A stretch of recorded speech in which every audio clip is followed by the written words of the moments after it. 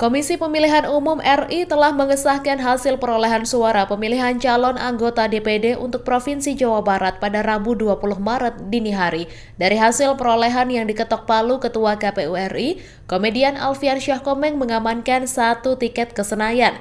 Komeng memperoleh suara cukup tinggi yaitu 5.399.699 suara.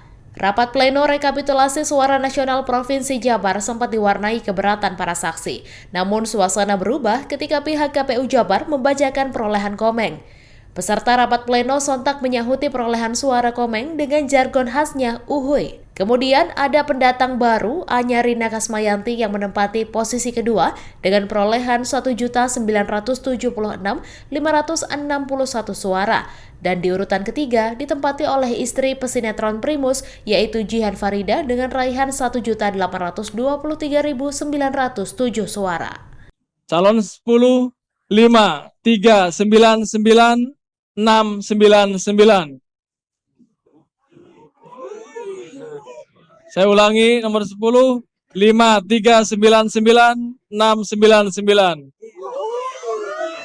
Download Tribun X sekarang.